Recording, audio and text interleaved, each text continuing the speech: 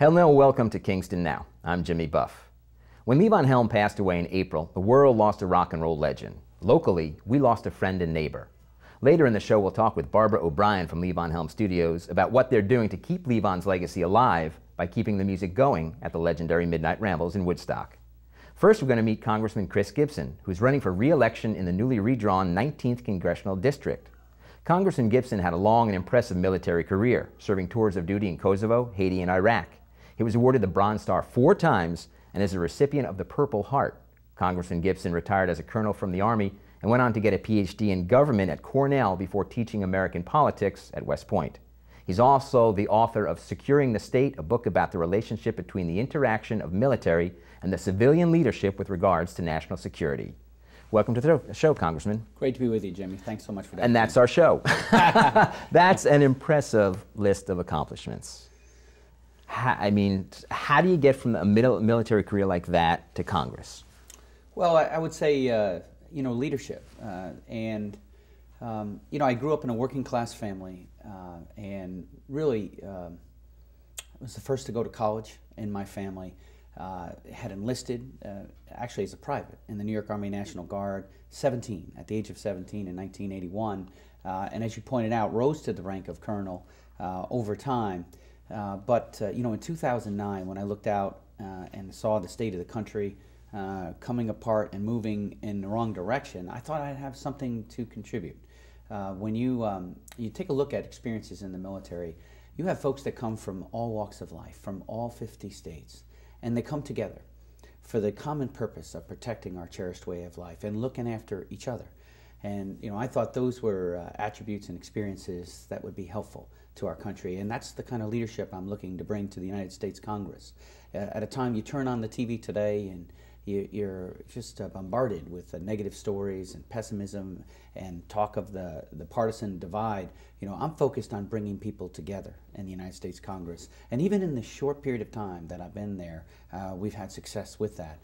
After the devastating storms that hit our area last August, Hurricanes Irene and Lee, Peter Welch, a Democrat from Vermont, and we formed the bipartisan coalition, the Recovery Task Force, and we brought forward appropriations that would help in the recovery. Money for not only FEMA, but money for farmers, that was the Emergency Conservation Program. Money for towns and localities, that was the Emergency Watershed Program. We had money for economic development to make sure we didn't have major companies leave New York State, and also money for small villages, rural areas, the Community Development Block Grant money, and finally money for roads and bridges. All of this put together over a 2-month period, appropriations to make sure that the 10 states that were hit very hard from Hurricanes Irene and Lee had the federal resources to match the state and the county and the public-private ventures so that we could begin the long road towards recovery. So, that took bipartisan work to get done. Certainly, we're not done with that effort. Even now, I still hold monthly meetings in my current district to help troubleshoot coordination issues across governmental lines, federal, state, county, local level, along with that public-private partnership, and working with volunteers to try to streamline all this to bring recovery. But in addition to the storm relief, broadband, which I think is so vitally important to economic development in the Hudson River Valley and also the Catskill Mountain region. And it was the case last year that when the appropriations bill was brought to the floor, I learned that my party regrettably was going to zero out the low-interest loan program for broadband, and it didn't seem right to me. And I said, this certainly must be a mistake, and went to the leadership and said, what is this? What's going on here? What are you trying to do? And they said, well, we've decided we're going to zero out this low-interest loan program. And I said, well, you look at an area like ours, we need this program. It's going to help along with other programs to help proliferate broadband. And they said, well, we've already made up our mind, we're going to do this. And I said, well, I'm going to bring an amendment to the floor of the House, and we're going to reverse this. And they looked at me and said, you're new around here, aren't you? We're going to send an email out to the Republicans, and they're going to vote no on your amendment, and we'll move on from there, but you can certainly try. Well, we had about 48, 72 hours to prepare for this vote, and I worked it very hard with my colleagues on both sides of the aisle. We had done research as to who had supported high-speed broadband in the past.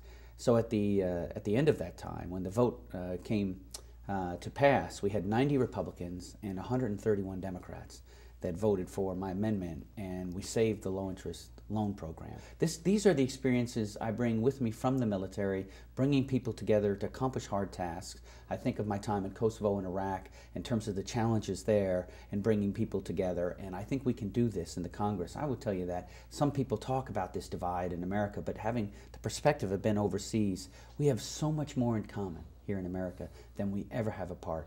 And when we focus and work together, there isn't anything we can't do. Let's talk more about that divide when we come back. You're watching Kingston Now, more with Congressman Chris Gibson when we return.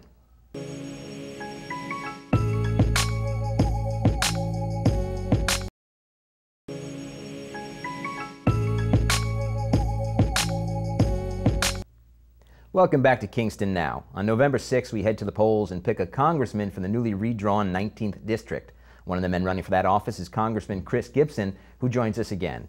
So before the break, we were talking about that divide, and from the public's viewpoint, it just seems to be that Congress doesn't, I mean, that's a great story you told before the break, but it just seems to be such the exception, and the rule seems to be that the divide is so split down party lines that it doesn't seem like anything will ever get done. Is that, you're a professor of American politics, has that always been the case in the country?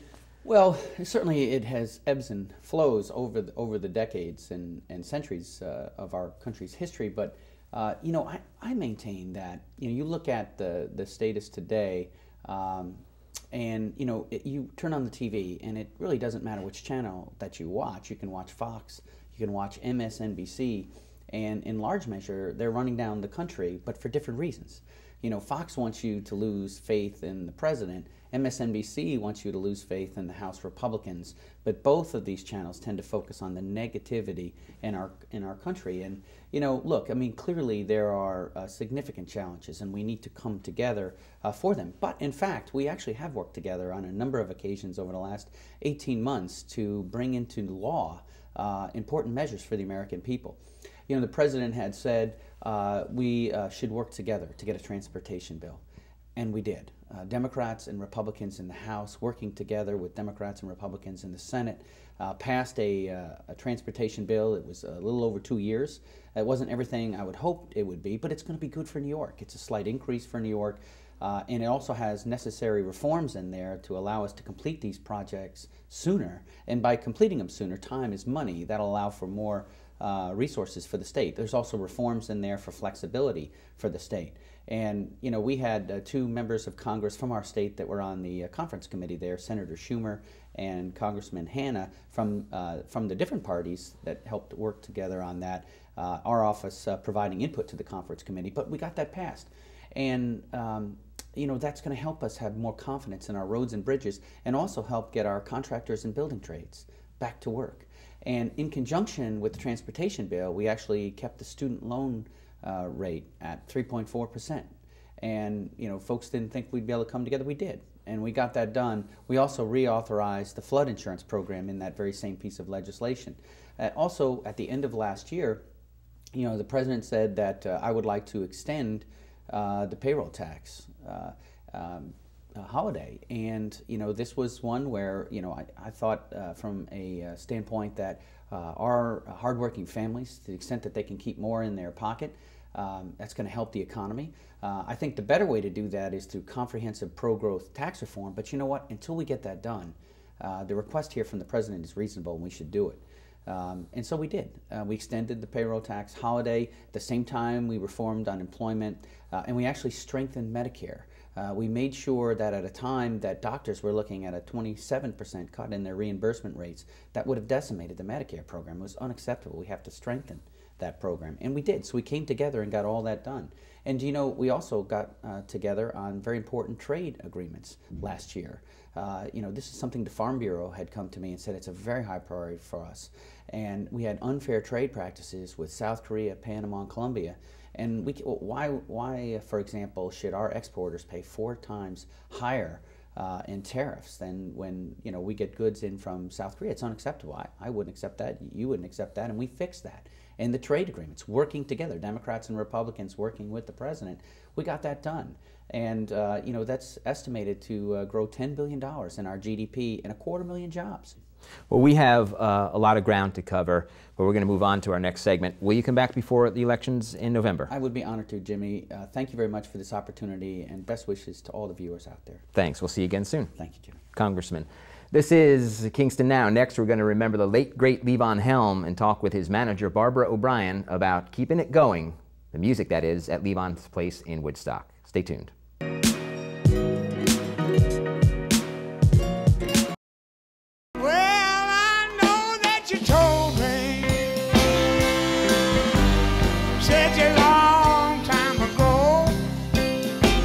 You're watching Kingston Now, and we're joined by Barbara O'Brien, longtime friend and manager of Levon Helm. Hi, Barbara. Hey, Jimmy. How are you? Good. Now, I often introduce you as the manager of Levon Helm, but you were his longtime friend. Yeah, I probably wasn't his best friend because he had thousands of those, but he definitely was my best friend. And when did you meet Levon? We actually met probably 25 years ago or so. I was a waitress in Woodstock for years, so back when the band was in town, that's when we actually met each other. You know, the friendship didn't begin until years after that, but that's when I've heard stories of Woodstock back in that day. They sound like some wild times. Yeah, and we miss it. I wish it could go back to that.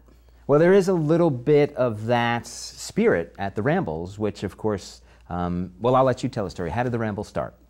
The Rambles began, he was actually in bankruptcy and foreclosure for many years, but it was becoming more desperate in 2003, so he thought he would go out, you know, with a bang, and he called them rent parties. So he hosted one in December of 2003, and then the next one was in January of 2004, and I was invited to those, so I was an audience member at those two shows.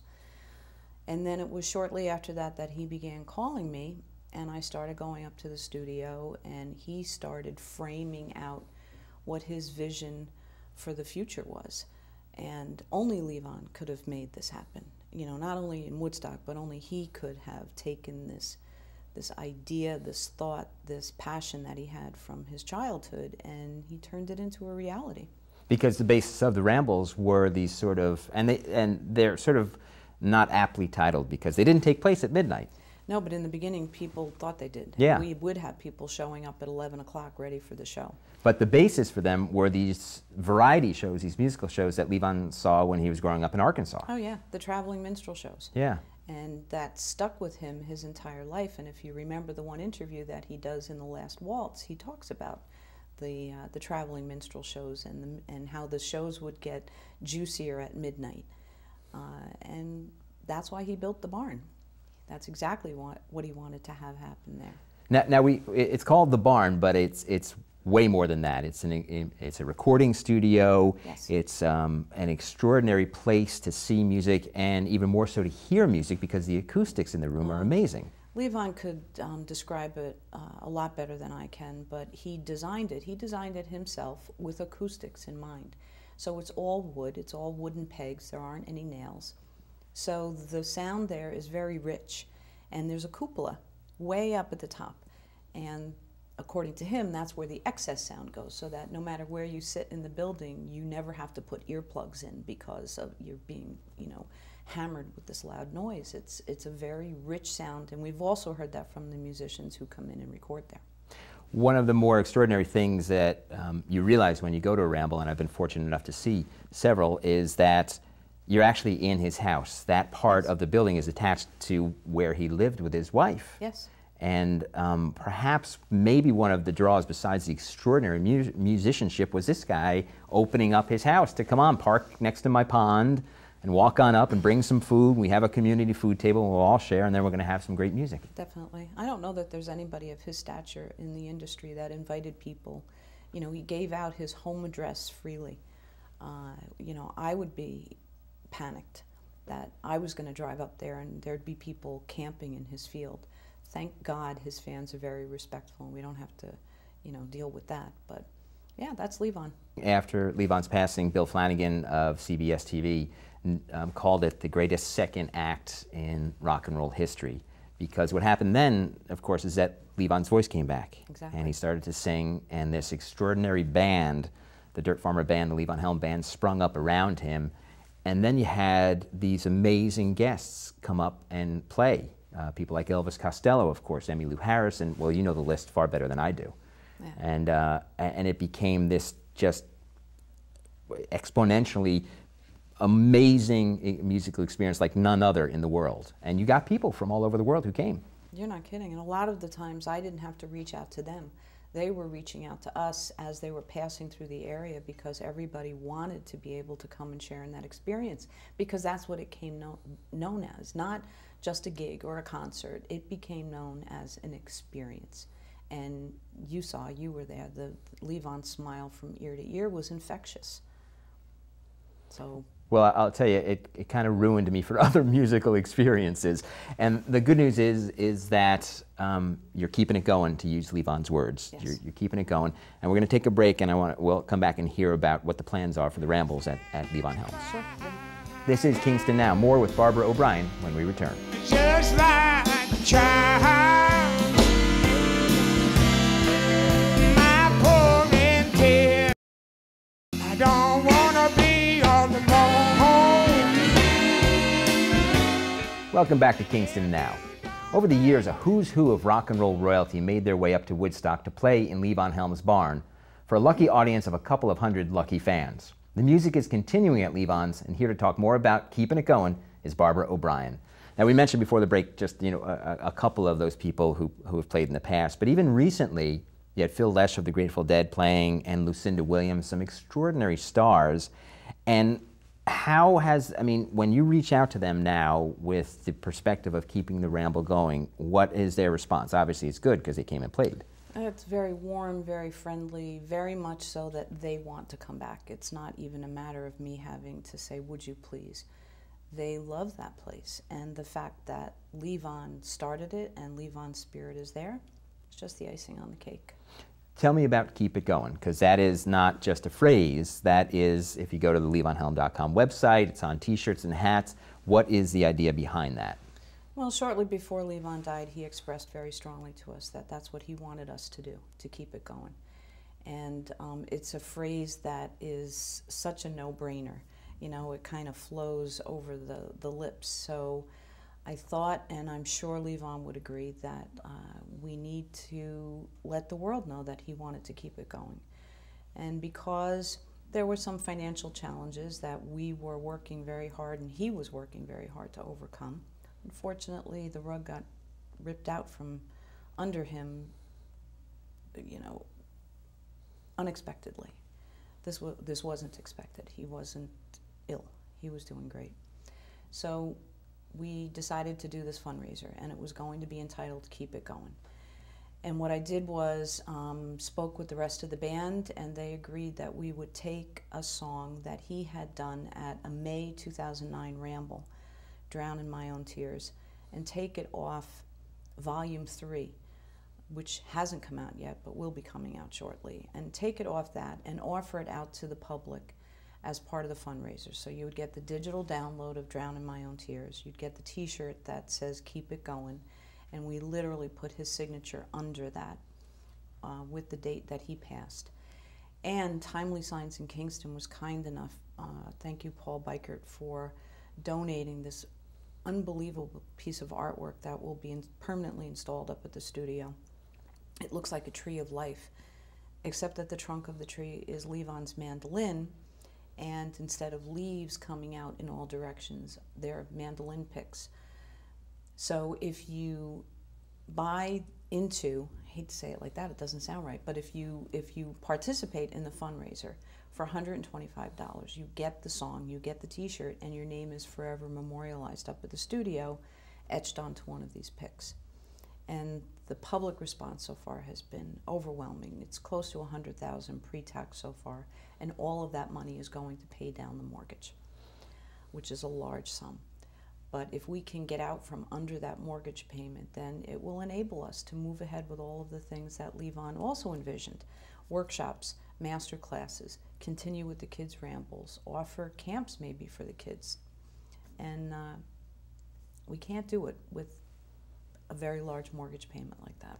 Yeah, and keeping the studio functioning free of that constant worry and stress about paying the next mortgage payment obviously frees you guys up to book the incredible artists that you have booked in the past and keep continuing to book. Right. The Rambles paid every single bill in that place for the past 8 years. Yeah. So to his credit, Levon was brilliant in thinking of the Rambles. He was brilliant. As his manager, you have to deal with all the requests of, hey, can I come to the Ramble tonight? After they're well sold out. You have a very active Facebook page where on the days of Rambles, you have contests where people can win tickets. Yeah, Saturday mornings, bright and early. So people can find you on Facebook, friend you on Facebook, and then they'll be eligible for these contests. Yes. Terrific. And the Rambles do keep going. We've got one coming up in a couple weeks with Mike and Ruthie. And then Willie Nelson's son, Lucas Nelson, and his Promise of the Real band come in. And I've had a chance to see them. They are just terrific. He's marvelous. So, well, good luck in keeping it going, Barbara. It's just a great piece of work that you've done over the years and keep continuing doing in Levon's name and spirit. So thank you. Thank you, everybody, for your support. Couldn't happen without everybody's help. That's it for this week's show. I'm Jimmy Buff. We'd like to thank Congressman Chris Gibson for stopping by. You can find out more about his election campaign at chrisgibsonforcongress.com. And thanks again to Barbara O'Brien of the Levon Helms Studios. Find out more about how you can keep the music going and upcoming rambles at levonhelm.com. Remember, all of our shows are now archived on our YouTube channel. You can find that link on our Facebook page. For Kingston Now, I'm Jimmy Buff. See you next time.